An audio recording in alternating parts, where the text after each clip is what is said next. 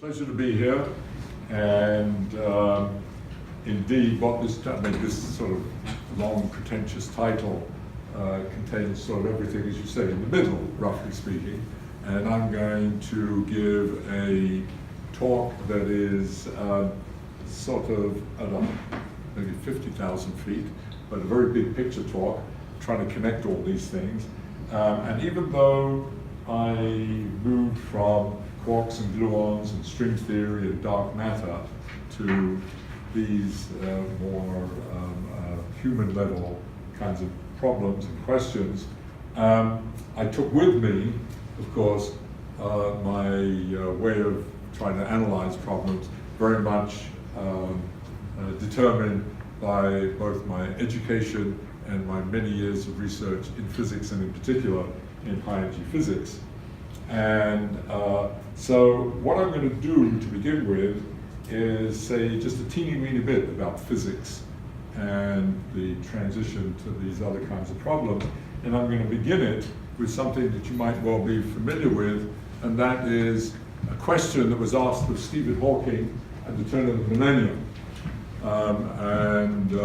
He was asked the following question: some say that while the 20th century was the century of physics, we're now entering the century of biology. What do you think of this? And here was his reply: I think the next century will be the century of complexity. Not necessarily biology, that is complexity. So in a sense, that's what this talk is about.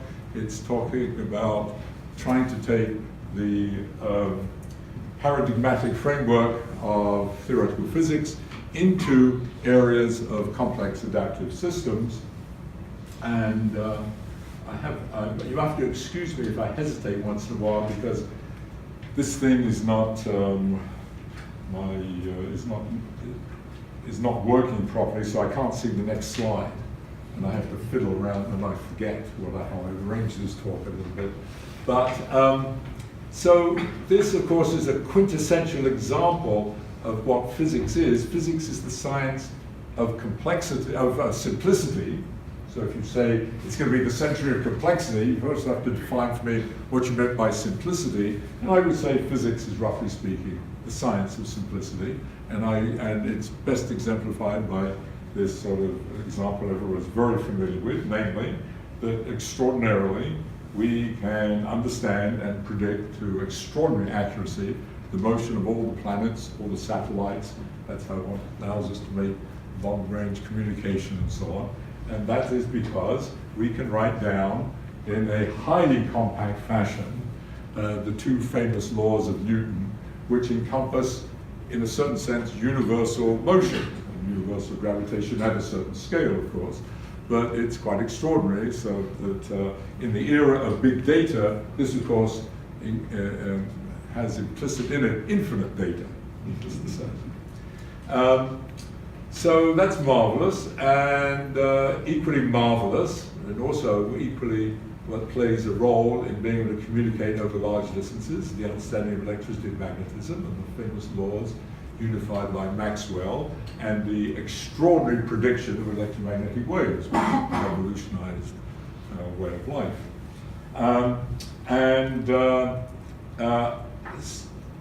If we go one step further, down to the quantum level, we have embodied in the Lagrangian at the top there, that equation, for those not so familiar, is in a certain sense, from the arrogant physics point of view, sort of all of chemistry and all of condensed matter and so on. It's sort of somehow embodied in that.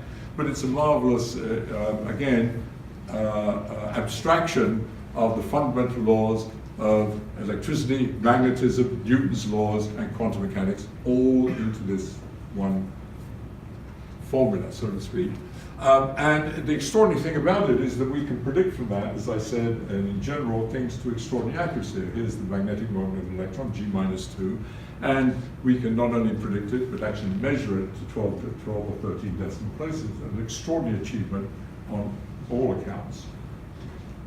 And of course, that emboldens and has emboldened physicists, theoretical physicists in particular, but physicists to go one step further and ask about the more elementary level and develop into understanding strong interactions, the way the nucleus works, quarks and gluons I mentioned earlier, but also string theory, which is symbolically given by this. and to end up with this idea that this will give rise, if we could unify the fundamental forces of nature, strong, weak, electromagnetic, and the gravitational, we would have a theory of everything. So that's sort of a physicist's dream, and something that some of us talked about, and it's of course absurd, obviously. It's absurd, and it's absurd because of everything in the middle, so to speak, which is this. That is, maybe some of, and maybe all of the most interesting things that happen in the universe, possibly, happen here, at this level, like what we're doing now. And what you're going to be doing tonight, sleeping, having sex, going to the bar, these are all things somehow are supposed to be in the theory of everything. Obviously nonsense. We can go from there. So the interesting thing is, if you start looking at this and looking at it, you find all sorts of extraordinary phenomena, which I just alluded to, like the brain and consciousness, like cells, 10 to the 14th of them operating inside you in a coherent way, like stock markets, finance, forests and trees, cities, social interaction, what we're doing now, and so on. And so these have a very different character than the simplicity of the kinds of things we talked about earlier, and in a certain sense, physics by definition has not addressed those questions, and up until, I would say, relatively recently, implicitly in it was that somehow they all follow from the fundamental laws if you are clever enough. However, of course, the character of these, which I'm not going to spend any time doing, I made an arbitrary laundry list and it's not complete, but the character of these adaptive, these complex systems is not only are they many body systems with enormous numbers of constituents, but they have many different scales, both spatial and temporal, operating at the same time. They're often strongly interacting, they're often highly nonlinear, they often have chaotic phenomena in them, they have multiple phases, they are, and this is maybe the most important, they adapt and evolve. So that it means that not only is energy being transformed, thermodynamics, but information is being transformed, something that in these other systems we pay scant attention to, and there are all kinds of other things I don't want to go into, but typically these things are, of course, because of that, historically contingent. They depend upon their history. So that means it's quite daunting to start thinking of these in the canonical terms of physics. And what I'm going to do in this lecture is to try to scratch the surface of at least trying to merge the two, the ideas and paradigms of physics with the attempt to understand these kinds of systems.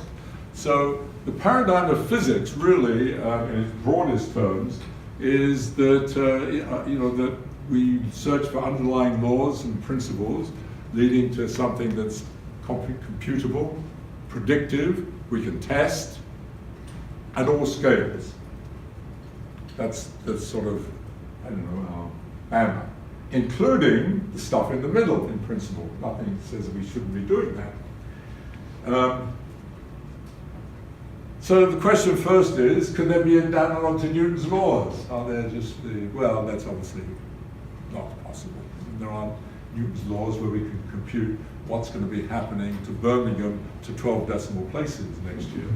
So that's, I'm not going to belabor that point. However, maybe there is a way of understanding it within that physicsy framework that is coarse-grained, that is a very low resolution, so we understand the generic features, and we use that as a baseline to getting greater resolution and understanding it maybe in a more statistical, stochastic sense.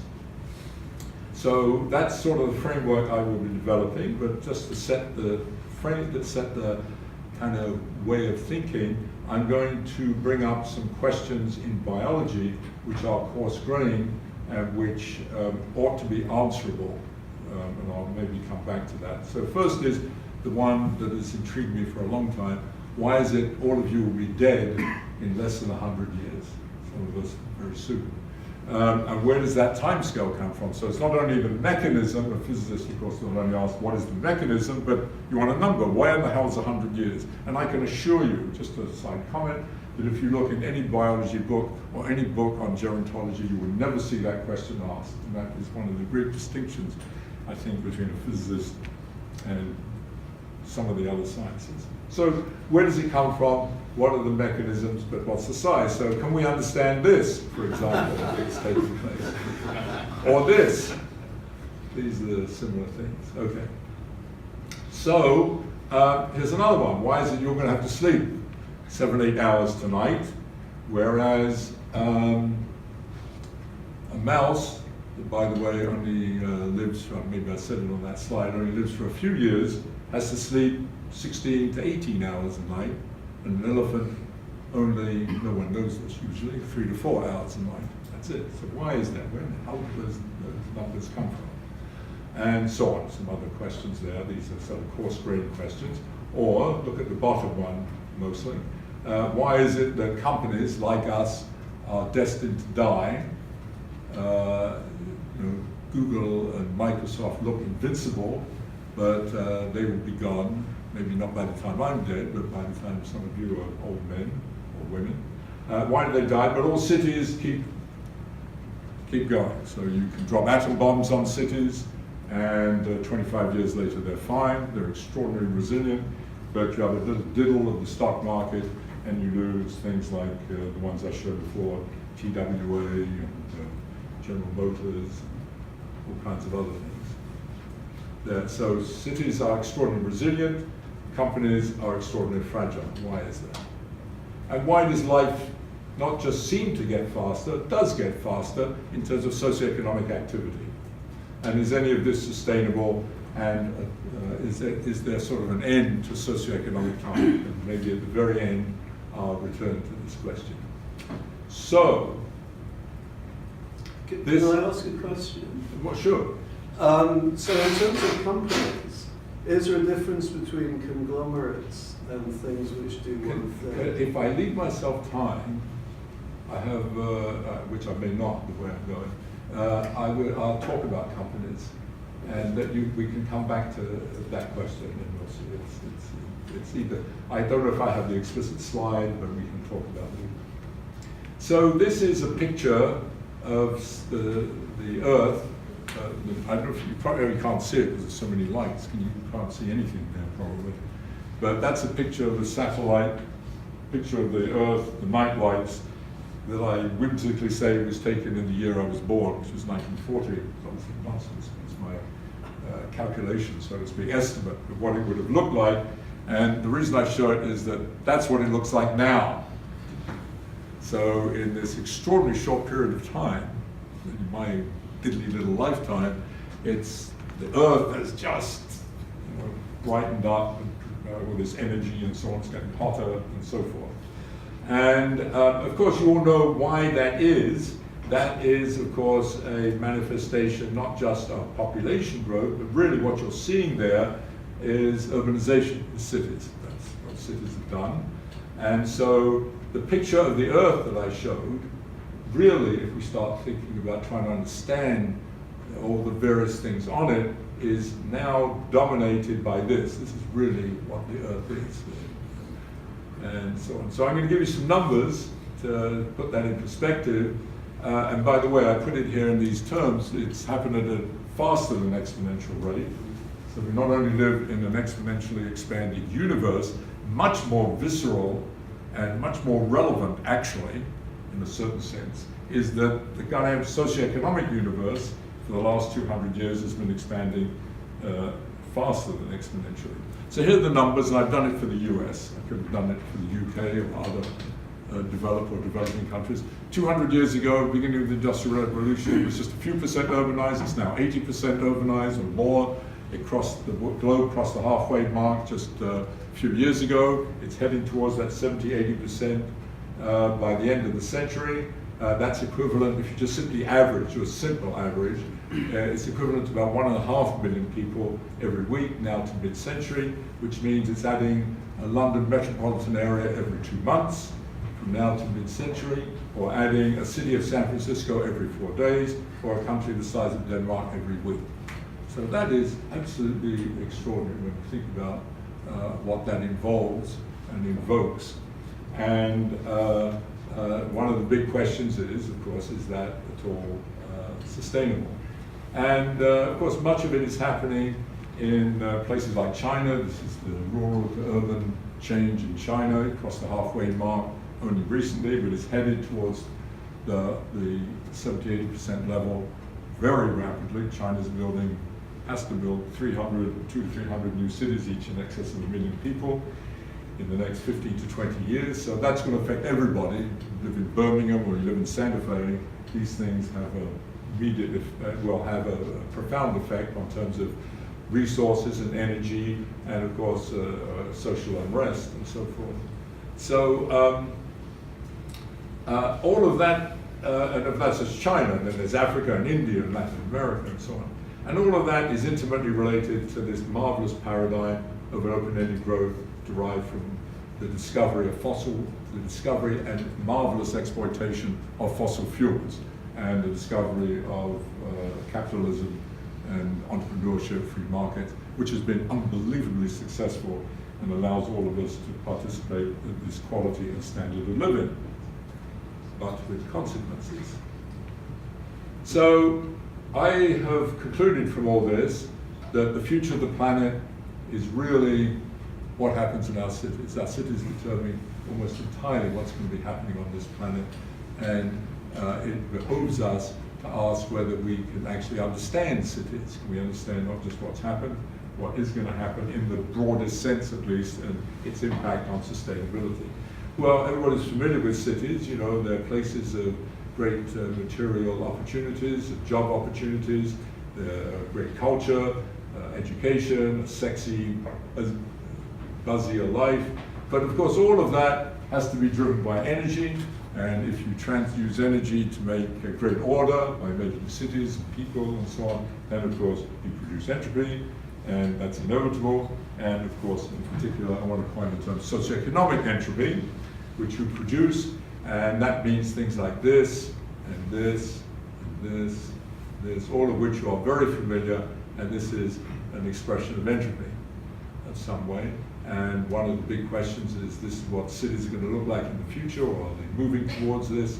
Or is this what it's going to look like in London in 20 years? Or something much, hopefully, different.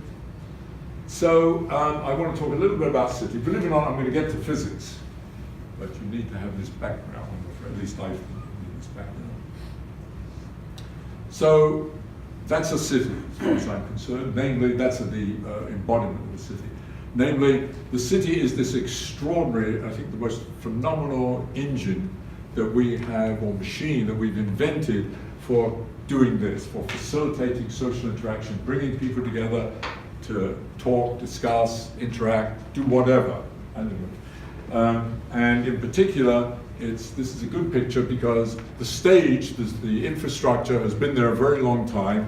These people have come and gone, but they've been doing in spirit the same thing. They've been sitting around bullshitting to each other, creating ideas, creating even wealth, and so, but at a sort of trivial level, really. Most of the conversations here, which do create ideas, are irrelevant to everybody else, mostly. I mean, they're just but they do have this process of creativity, of new things are happening.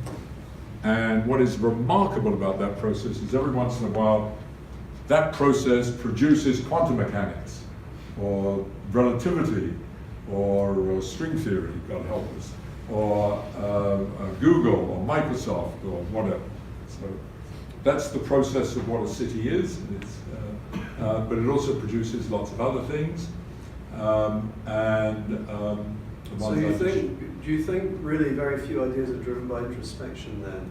It's mainly driven by social. No, introspection is part of that, but it's all a system, right? It's like Newton. You know, I've seen further because I was on the shoulder of giants, which I interpreted that he did not work in a vacuum. I mean, his idea may have been unique, but yes, it's. But I would say most of the ideas most of them, maybe not those of the laws of motion at that particular time, but most of the ideas are generated by social interaction, by social networks. Okay, we can debate that and discuss that. Yes. And here's another one of New York, similar kind of image. So let me move on.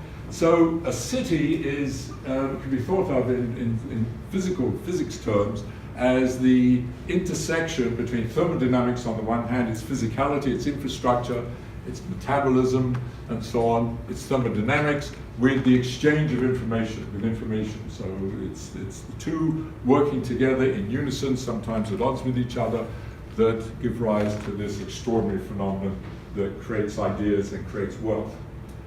On the other hand, they create all these problems, and that is, of course, which I've just talked about, but as a consequence of that, that's the entry, but they're also the solution, because that's where most of the ideas are generated that are to solve these problems and innovate new ideas. And the usual way of dealing with them, so that's what I said, we need a science of cities, but usually we deal with them by deconstructing, as we normally do. Again, a remarkably successful way of dealing with solving problems. We deconstruct into their various pieces, and here I just put some arbitrary boxes around arbitrary phenomena, but we tend to deal with them that way. But within those boxes, there are boxes around each one of those terms there, and within that, there are boxes within that, so we all become highly specialized, working on our own thing, and we solve many problems and we create new things.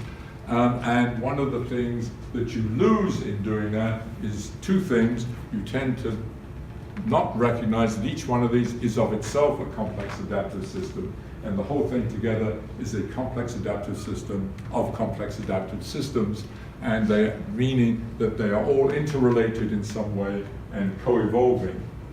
And that's what I wrote down here. So, and we have to somehow recognize that. So I'm going to spend a few minutes, let's be careful of the time, talking about biology first, about animals, us. And we are one of these. We cover 8 orders of magnitude, and the idea, of course, of natural selection is that each one of us has evolved with its own unique history. Not only that, each subcomponent of us, each organ, each cell type, each genome has its own unique history, and that's why they all look different, of course, even though they're somehow phylogenetically interrelated. But from that viewpoint, since they all have unique histories and have evolved in unique environmental niches, you would have expected, if you plotted any physiological or life history characteristic of these, there would be great variance. And maybe not in the most extreme case, if you thought of natural selection as a random process, it would be highly uncorrelated, and that's quite contrary to what you see. And I just want to show you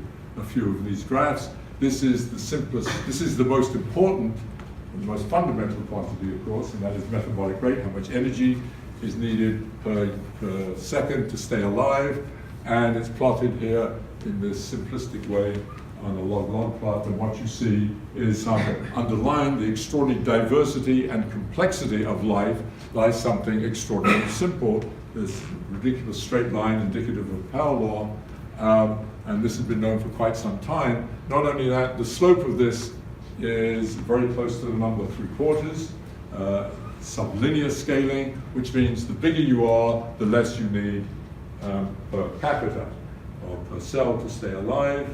And whales and dolphins and so on fit into this? Yes. It's whether aquatic and land. Yeah, that hardly makes any difference at this level. Just to answer that question, eventually you have to deconstruct that, and then you can look at the different, you start with the big picture, scale down. But I'm keeping it, that's why I said at the beginning, I want to keep it at the very big picture. And here it is, just to show you some of the different taxonomic groups. This is very old data, as you can see. There's offset, there's an overall normalizations change because of different body plans and so on. And here it is all the way down to bacteria, unicells, even down to intracellular organelles like mitochondria and so on. Here is plants and trees, for example. And they all have this same, by the way, this line is actually drawn in to be 3/4. It's just a continuation of that line. So it's kind of an extraordinary scaling law that covers all of life and goes over maybe 21 orders of magnitude. So here it is in simple, the trivial mathematics, but the important point is that the average cell its operating power decreases with the size of the system, which is sort of antithetical to our usual way, at least in a simple way of building, using building blocks to build up. We usually take the building block to be fixed and then build up the many body system from it with those fixed properties. And here what you see is there is a systemic effect, a holistic effect, whereas the same cell in different organisms behaves differently.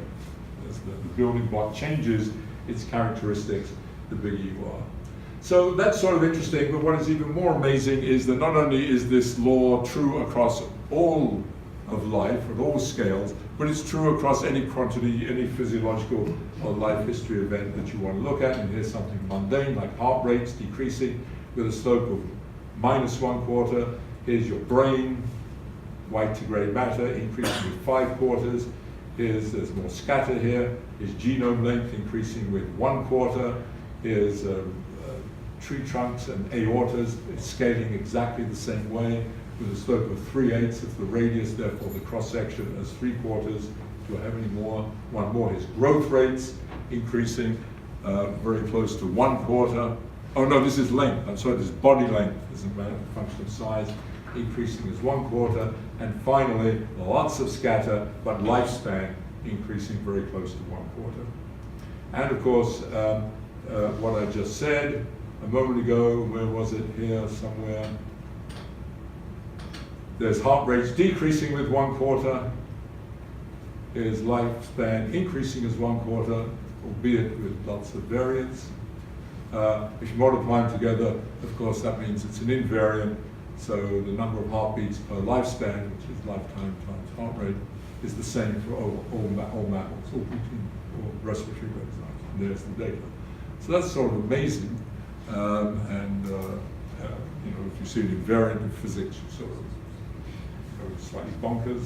So, and there's more invariant. I'm going to miss this out too because I'm going to take too long. So if you just take human beings, does it work at all? The heart rate, the pulses, and the lifespan?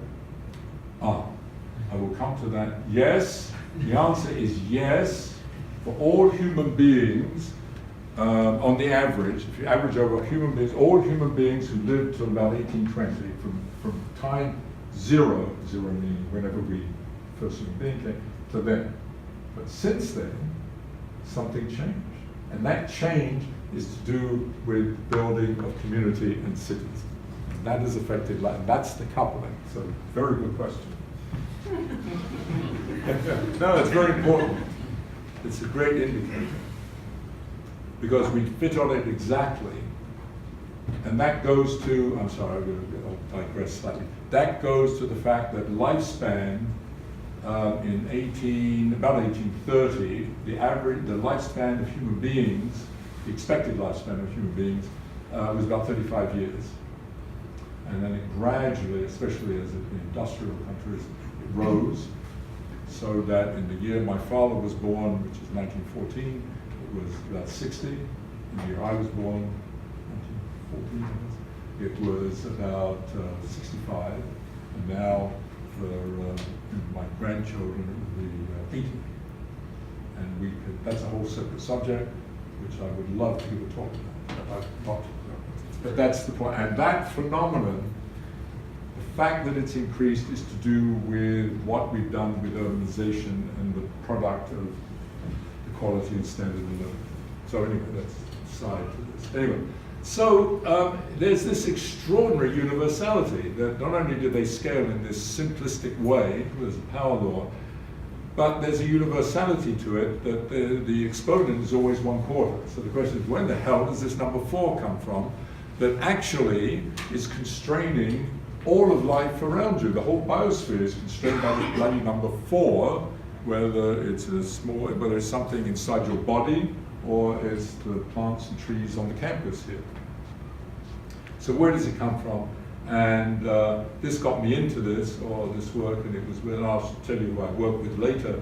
But this, it turns out, we proposed was explained by the mathematics and physics of networks. That is the one thing that is common across all of life, no matter what the evolved body plan is, that we're all network systems. Okay? So the idea, and I showed a picture here, yes, a picture. So I showed mostly of who we are, but there's a tree and there's a mitochondrion and so on. But anyway, you get the idea, and that's your brain.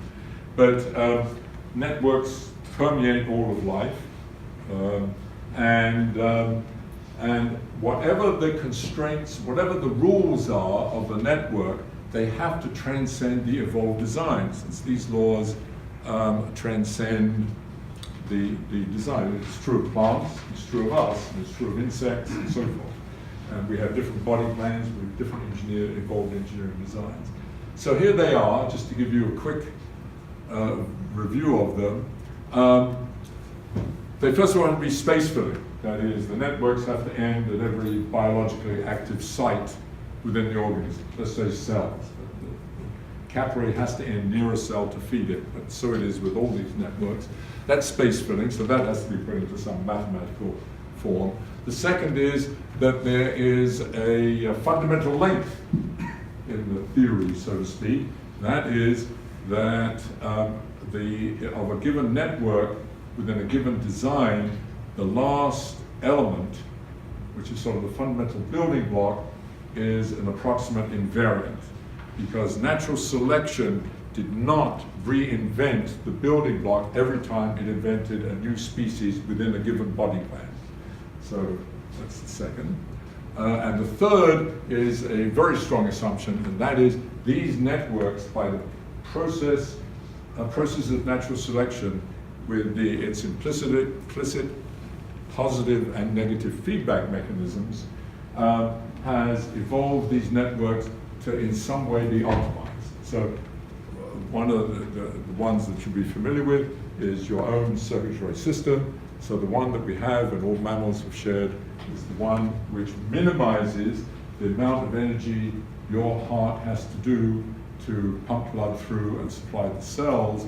You minimize that so that you can maximize the allocation you can give to sex and reproduction and rearing of children. That's loosely speaking, it's called Darwinian fitness, for those not so familiar. So that's the idea, and you have to put all these into mathematics, and I'm not going to do it, and I'm going to skip this out because I'm going to get high. This is, yeah.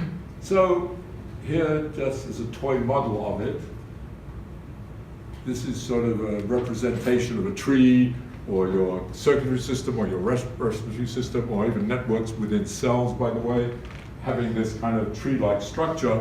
And one has to then analyze this mathematically with those assumptions built into it. And I'm just going to flash through the example of the circulatory system, but I'm going to do it extremely quickly and impressionistic. Anyone interested can either talk to me or read the papers. I'm going to miss, I missed this out too. I don't want to get too far behind. So let's take your circulatory system. So the first problem you have to solve as a physicist, a mathematical physicist, you have to solve the flow inside a tube, which is elastic. So this, you're pulsing. So it's a complicated but not complex problem, and you have to write down the equations, which I've done here. You write down the Navier-Stokes equation and Navier equations for the tube and solve it subject to various boundary conditions and so on, and you can determine everything about this flow. And then you have to take that tube and then put all these tubes together to make a network, an arbitrary network. So that's the idea. So that's quite complicated, and there's things like analogs to impedance matching and so on. So this is all, that's all technical, but that's all doable in various ways, some approximations sometimes. But there's the Navier equations for the walls and so on, and there's the calculation of impedance, and then you have to optimize it, and you do that in the usual way, either Lagrange multipliers, or in a more complicated case, you can write analogs to Euler-Lagrange equations for this, for the entire system, and there's the analog to impedance matching, and I'm just give you a flavor of what it is. And when you're all finished, and you put this together, you find that this system approximates, in order to optimize, a fractal with definitive scalings between sizes as you go down through the network, and it also allows you to calculate from that, as you change the size of the system, what the flow, complete flow through the system is, which is the metabolic rate of the organism, and what you end up with is the equation at the top, that the metabolic rate should scale as the size of the system raised to the power d over d plus 1, where d is the dimensionality of the space in which you live, which happens to be 3. So, and I did this because I was working on string theory, actually, while I was doing this, so we were dimensions. And you can see there, now you understand where the 4 is actually 3 plus 1, it's the dimensionality of the space you fill plus 1. And very loosely speaking, the plus 1 comes from the optimization of maximizing the fractality of the system, and according to those constraints that I mentioned. And so that's the origin of that, and you can use this. Of course, part of the idea was to use this to see if we can test the theory by looking at two-dimensional plants, and two-dimensional fish, and so on, which have been mildly successful, I would say. But anyway, here's the data. So you can then calculate everything. You have a theory, you can calculate everything about, say, the circulatory system on the average, in terms of not only how it scales between organisms, but how it scales within an organism. And so it is there. You don't have time to absorb it, but it has. Are there any sort of assumptions underlying this? Yes. Meaning the place the entities are in is relatively benign. You can imagine, for example, life that needed a fairly high temperature within itself in a very cold environment. Yeah, but so here the temperature is fixed. 2/3 experiment or something. No, like the that. temperature is fixed because we have a fixed temperature. But you can, and I have a slide here. What happens? You can. And there was heat loss. Yeah. No, but so.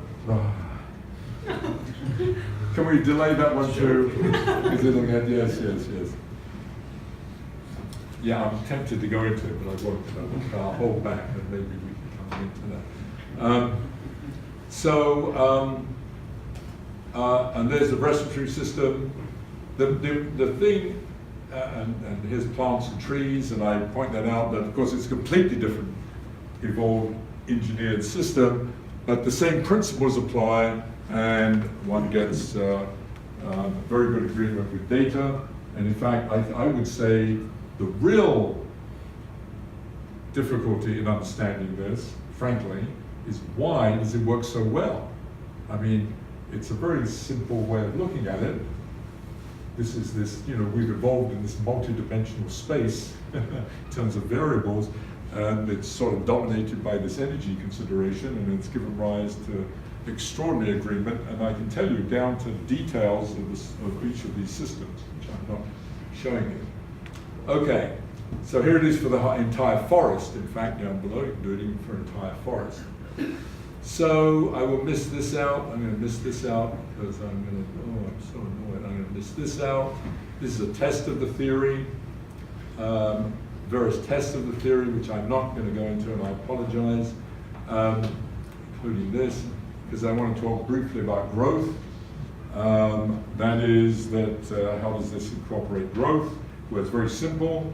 You know how you grow, you eat, you metabolize, you send energy, metabolic energy through the networks to the cells, and at the cellular level, it gets allocated between maintenance and growth, and the simplest equation you could possibly write for it, you can add many bells and whistles to this, and I'm showing you the simple form, is this. The metabolic rate is divided between maintenance, number of cells that are there, metabolic rate of each cell, growth, energy to create a cell, the rate at which you do it. And you can then relate that to the mass, because the number of cells is proportional to the mass. So you get an equation of this simple form, which you can solve.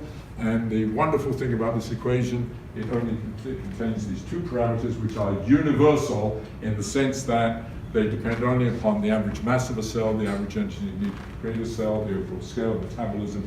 And these are general properties of biology. And so you get a sort of general formula. And I'm just going to show you some fits from this curve. That's it, that's the data. That's one of the best. But also, with what I've said there, it explains why you stop growing. Because you can see that this will go to 0 at some point, and the linear always beats the 3/4, and that comes about because the growth rate is the difference between metabolic rate, which is controlled by the network, which makes it sublinear scaling. That is, the source is sublinear scaling, but the sink is scaling linearly. And so eventually the system stops growing. So it happens, so to speak, automatically, and you can calculate how long it takes to do that and how big it grows and so on. So here it is for a bunch of others. There's more variance among the data. There's 2 mammals, a fish and a bird. And because they're universal parameters, the theory tells you how you can rescale everything in a dimensionless way, the right combination to take, so that everybody grows in the same way. And that's what that is. So here's just a small grouping of very different animals to show that if you look in the right way, they all follow this curve, and that curve is derivable from the theory, which I'm not going to spend time on. So that's great, but you can extend it, which others have done, to insects, insect colonies like beehives and anthills. You can extend it to tumors. It's a much more complicated problem because the tumor is a 2-network problem. It's one network coupled to another, so it's a coupled network problem. And this data is not ours. This is from Harvard oncologists on various data on tumors. And so there's a whole branch of this about tumor to do with cancer, and I'm not going to go into that, but just suffice it to say that cancers, because they're us, they're the same stuff as us, of course, I mean, they are us, not the same, grow pretty much in the same way, and it gives rise to ideas of thinking about it. So the point is, all of these, everything is controlled by the network, therefore things that seem to be different in their character are actually all interconnected and all scale in the same way, and that's what I've done there. And I want to link that to the temperature, which I would have skipped had you not brought this up, since I'm getting late. And that is, I'm talking about metabolism from the systemic point of view. It's the top, almost the top down, the network controlling the cells. But of course, the metabolism, the energy is created within cells, so that has to match, and that's what this says, symbolically. Metabolism is the sum of the reactions that produce ATP, your currency of energy, and you can write down, I've just written it symbolically here, the chemical rate equations for that, and one piece of it, of course, is controlled by statistical physics.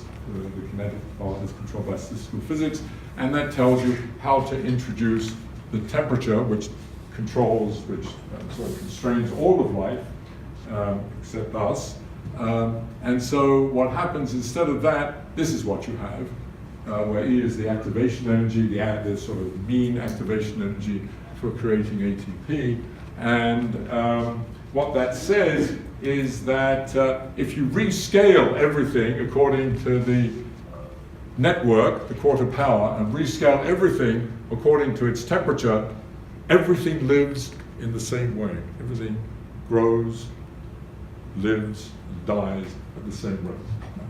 I'm not going to show you much more. I'm going to have to skip ahead. And it's governed, by the way, and it's governed just by 2 numbers. Quarter coming from the network, and roughly 0.7 electron volts coming from the chemical reaction equations.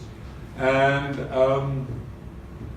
I will skip this, but it's showing that that agrees with DNA nucleotide substitution rates, the rate of evolution, and I will miss this, even lifespans, how lifespans increase with things, and so on. So I want to stop here with biology quickly and spend the last 15 minutes or so talking about cities. Unfortunately, I didn't give myself much time. So here it is, just to summarize. We have these extraordinary nonlinear scaling laws dominated by the quarter power. They express an economy of scale. The bigger you are, the less you need per cell, per capita. I didn't stress this, the pace of life systematically slows, following again the quarter power laws. You grow quickly and then you stop, and then you die. And the network pretty much takes care of all of these in this kind of coarse-grained, big picture way. So the question is, can we take this over to cities and companies? Are cities and companies scale versions of one another in the way that a whale is a scaled up giraffe, which is a scaled up human being, which is a scaled up mouse, even though we look different. In terms of anything you can measure at sort of 80-90% level, physiology and life histories are non-linearly scaled versions of each other. So is that true of cities? Is Birmingham just a scaled down London and a scaled up Brighton? And so on. And is there any universal behavior to it? Well, cities are network systems, for sure. Transport systems and delivery systems of various resources, and they're supplied by resources. And if you take that same theory, that same kind of framework as the biology framework, you would deduce that they too would scale. If the same kind of optimization, the same idea of space filling, namely, obviously, every citizen, so to speak, and every building has to be serviced by a road, has to be serviced by electricity, and so forth. You take that idea and use the same kind of mathematical framework, you can derive that these should satisfy the same kind of scaling laws as biology, namely they would be sublinear, they would express an economy of scale, but you can't calculate, it turns out, and I will explain this a bit later, what the slope is. So we don't know. But the slope from this, here's something trivial. This is for petrol stations as a function of size, plotted in the same way. And you can see, roughly speaking, they scale in similar ways in these 4 European countries. And we looked at data across the globe, everywhere, and I'll tell you what that is in a minute, everywhere. But even more interesting is that not just the petrol stations scale the same way in other systems across the globe, but all infrastructure does in the same way. That is, length of roads, the water lines, the buildings, and so on. All infrastructure scales in the same way, except the slope is 0.15 approximately rather than 0.25. So very roughly speaking, every time you double, instead of saving 25%, you save only 15%, but you do that systematically. So that's interesting, but more interesting is, of course, the part of cities that is us. Namely, cities are there for us. This machine is to facilitate social interaction. So social networks, the physics and mathematics of social networks plays a role in terms of socioeconomic activities. And I want to say just a couple of words about the character of these networks that is very different than all the networks in biology. First of all, each of us has to be on a surface. When I talked about this a few days ago, David Gross got me about the skyscrapers and so on. But that's a small effect of this. And certainly in our history, evolution of cities, we're on surfaces. So we have to be tied to the surface, and we have to be moving, but you can't be still because you've got to go to the store, you've got to pick up the kids, you go to the theater, and so on. So that means that this network is intimately tied to the infrastructural network. They can't be independent because you have to be on it and you have to be moving on it. Furthermore, it has to have a modular structure because we have families, groups, divisions, and so on, which have a regular behavior. So the other characteristic of these networks is that they have built into them positive feedback mechanisms of the type I mentioned in showing that picture of people sitting around bullshitting. That is, I talk to you, you talk to him, he talks to me, and we build up something, and that is positive. Most of it goes nowhere, but occasionally we publish a paper in Physicist Letters that gets 3,000 citations. That's what drives us, is the point. But there's positive feedback. And that, it turns out, when you put that into this whole framework, and I think, maybe I didn't, but I think I'll show you later. When you put that into this framework, it gives rise, instead of sublinear scaling, superlinear scaling, namely an exponent bigger than 1. Therefore, the bigger you are, the more per capita, and also, instead of the decreasing pace of life, an increasing pace of life in a systematic way. So, and furthermore, it's the other, I got the slides turned around. Another characteristic of these networks is that they are universal, in the sense that we're pretty much the same human beings, whether we're living in Birmingham or in Botswana, or we're all pretty much the same at the level at which we're talking here. And does it matter where you draw the physical boundaries of the city? Also a very good question, and I'll come back to that also. I'm very good at that. So here, I should have had this earlier, but of the socioeconomic systems, it's similar. Obviously, it's space filling, and that relates exactly to your question, because the definition of a city here is, we have a theory, so you have to define it in the theory, and the operational definition, you have to be part of the network. So it doesn't matter where the physical city, what you might call the physical city, ends. You might, if you commute in from outside, you might live outside Birmingham, and you commute here, you are a citizen of Birmingham from this viewpoint. And farmers in the market town, would that work as well? Yes, likewise, yes. So, because they are part of the contributing to the socioeconomic activity of the community, whether it's a small one or a very large one. So that's the definition, coming from, of course, the theory. So it's very similar.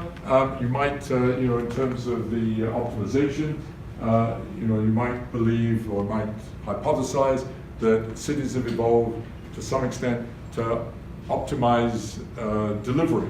That is, I said earlier, you want to get from A to B as fast as possible, you want to deliver goods as fast as possible, and so on. Or that everybody wants more of everything.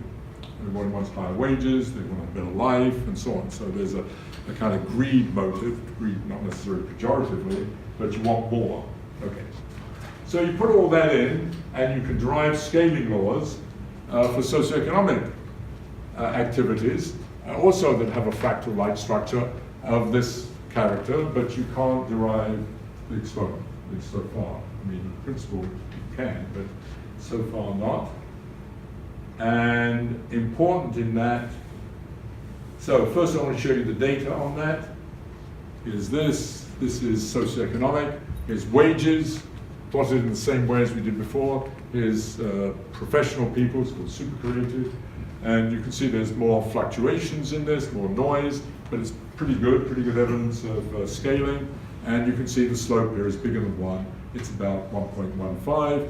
And I'll just show you some more. Here's the innovation of the city, how innovative a city is, proxy of patents being used. Here's crime, also innovative activity in Japan. Here's all these various, I could show you lots of these. But the point is they all have pretty much the same slope. This is restaurants in Holland. And I just give a panel of 6 variables, not quite in 6 different countries, but almost, just to show you by eye that they all look like they have roughly the same slope of about 1.15.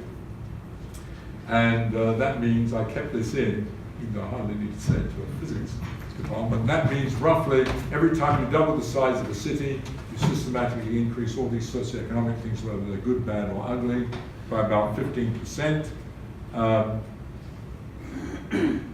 And at the same time, you save 15% on all infrastructure. So, and you can understand that in terms of the interaction between, which I don't have time to talk about, this coupling of the 2 kinds of networks. The coupling of the infrastructural network with the social network. The social network leads to the 15% superlinear has to be the same as the 15% sublinear of the infrastructure. So they have to balance each other. Let's show that. So let me miss this out. I'm going to do two more things, maybe three actually. One is, so you can develop this theory, which is analogous to the biological, but it's different. It's the same ideas are in there, but it's different because it has this positive feedback. And you want to test it. I didn't dwell on the testing and the biology. So without knowing any of the theory, you can make one prediction, and that is that from that framework, that is that if I could measure social connectivity as a function of size, then it should behave just like this. Social connectivity, meaning how many interactions are there between people as a function of city size. And of course, traditionally, that has been essentially impossible to do, but now you can do it because you all have one of these. And you are holding a little detector, and this phone company knows everything about you, knows where you are, when you may be, where you are, who you're talking to, etc., etc. And we were very fortunate. We had a collaboration with MIT friends, and we got hold of billions and billions of these bloody telephone calls and analyzed them. Well, I didn't analyze them. My postdocs analyzed them. And measured the number of interactions as a function of city size, and lo and behold, of course I wouldn't show it to you if it wasn't good. But here it is, and that's what's here. You can see that's it's plotted in the same way. The two different colors are Portugal and the United Kingdom. So, and they lie on top of one another, and the slope of that is pretty much, you can see by eye, is consistent with the slope of these other things. So that was very nice. I will, even though I'm late, I do want to show you one other thing about this. We also looked at the modular behavior. Who of your friends, how big is the group of your friends? You know, who of the people you're talking to talk to each other?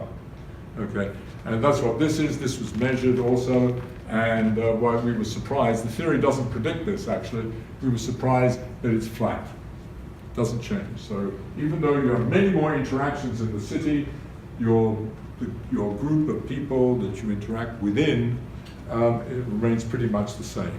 And here's Portugal, and there's lots of fluctuations here. And the other thing you noticed, and it's the only reason I'm showing you this now, is that in Portugal, it's more than 10 times as big intensity of interaction. Right, so because the British, as far as I can tell, don't talk to one another, whereas the Portuguese do. And that's what's being represented by the overall scale, but the same phenomenon is, okay. The pace of light, it's too bad I can't show this, and I will try to finish up very quickly. This is, I will say, I will just show you one thing in this, because it's interesting, and that is the movement in cities, transport in cities, and you can prove a very trivial result from mathematically, but it's quite profound in terms of taking this picture and asking in a city, how many people living in this little area are coming to that, how many people in a given area are coming from a distance R away, F times a week? Turns out it goes as the inverse square. You can derive this with some big assumptions, may I say. The extraordinary thing is that the data conforms extraordinarily well to it. This is Boston, Dakar, Senegal, Singapore, and Lisbon, and they all follow it almost perfectly. And we've deconstructed Singapore and Boston in great detail, and that's what these graphs are to show you that and it's a remark. It's again one of these things that I have no idea why it's so good. But anyway, okay. Pace of life I talked about, increases. I'm not going to show you this because I do want to get on to, this is the theory, and I want to get to the growth quickly and finish because it relates to the sustainability. So the growth equation in spirit is the same as before. You have to gather the whole social metabolic rate, what's all going into the system, and it gets apportioned between maintenance and growth.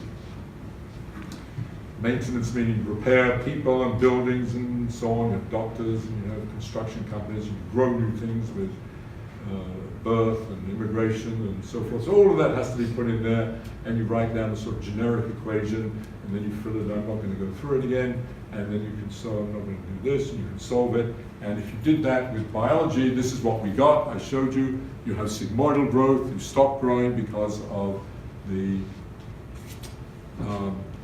sublinear scaling controlled by the network. But here we have superlinear scaling, and that superlinear scaling gives rise to a logistic equation which has open-ended growth, which is great. So there's a marvelous consistency that you have.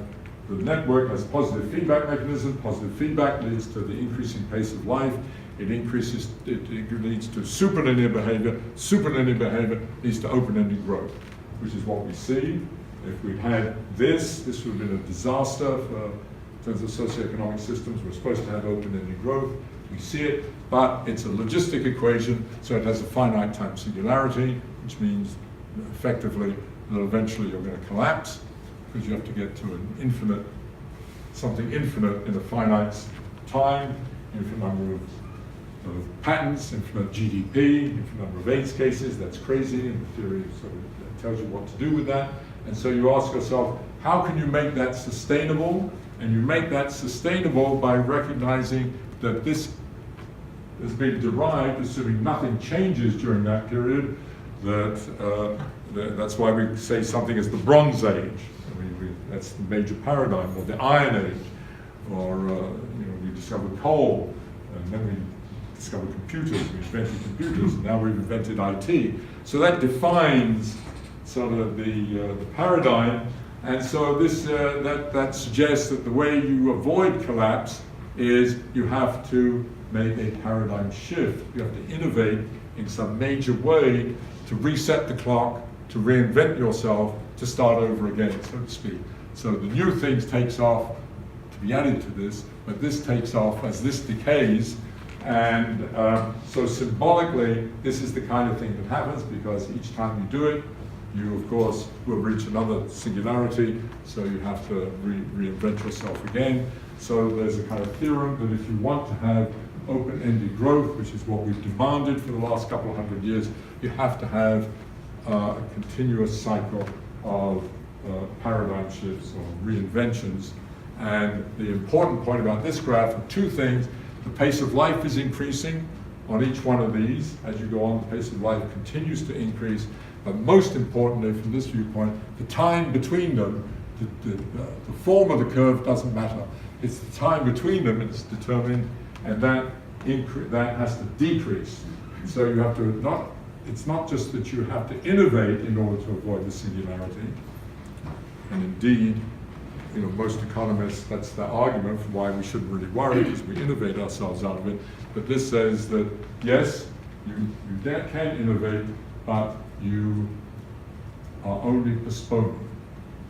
That ultimately you have to do another one, and you have to do it faster and faster. And I'll show you this. This is not my data. I don't know who this guy is, but I stole it from the web because it looks like what I just showed you. But this is the time for much smaller innovations, how long it took to reach 10 million customers. So it's a proxy for the increasing pace of life. And if you take these numbers, they fit exactly the prediction of what I just showed you. And similarly here, I'll skip this. This is not mine either. This is from this man Kurzweil, who was made a living out of thinking about singularities in a completely different way. But he drew this graph, and it's on a log scale of how long it took to produce cells, for example, up there, and it happened this long ago, all the way down to the internet. And that line is what the theory would predict. So that's the world we're in. We're in a kind of Sisyphean world. We're pushing the rock up, and it rolls down again, and we have to push it back up, except it's much worse than Sisyphus, because every time he did it, it was the same rock with the same speed. Now it's probably a bigger rock, but it certainly has to be faster, and you have to do it faster. Well, that's a recipe for a socioeconomic heart attack. So the question is that sustainable? Now, I went on way too long. I completely screwed up again. I am going to miss out all this. I just want to go to the very end. This was looking at deviations from the scaling and talking about those. I don't have time. And I didn't, as I promised you, talk about companies. That's what this is. And GDP, diversity is companies, all kinds of company stuff. Because I've gone on too long. There's Chinese companies, there's growth of companies, death of companies, more death of companies. This is how many children you have, and so on, all kinds of things. Here I want to get just right to the very end. I didn't say this, but if you look carefully at the graph, you will have noticed, and you probably know, that your metabolic rate, your 2,000 food calories a day on your Kellogg's cornflakes, is 90 watts. It's a light bulb. So you operate as a light bulb, as much energy. So we are unbelievably efficient, extraordinarily efficient, and it's sort of marvelous. But our social metabolic rate. So we evolved with this number, and if you add in our activity, it goes to about 200 and 250 watts. If you add in the running around, it's about 250 watts. Our social metabolic rate, which includes everything that keeps us alive where we are now, is 100 times bigger in the United States. It's almost the same in the United Kingdom and other developed countries. That is extraordinary. And you can turn that around and ask, how big is each person in this room in that way? Not 80 kilograms or whatever it is. This is what it is. You're each about 30,000 kilograms, effectively. 7.5 billion people on the planet, each one wanting to be like us, rightly so, to operate at 11,000 watts, and there's 3 billion coming in the next short little period. So it's quite awesome. There we are, or a dozen elephants, by the way. And finally, you may be skeptical of all my speculations at the end. I was just taking the equations and taking them to their logical conclusion. Bring up all kinds of caveats and interesting things to say. But so you may not believe me, but you should believe this man. For obvious reasons. So here's what he said 60 years ago. The ever-accelerating progress of technology gives the appearance of approaching some essential singularity in the history of the race, beyond which human affairs as you know them could not continue, which is sort of what you might conclude from this. And you don't have to conclude it, by the way, and once you discuss it, I'm happy to. Anyway, I will finish there, and I apologize, I went longer than I had hoped, and I left out more stuff, so sorry.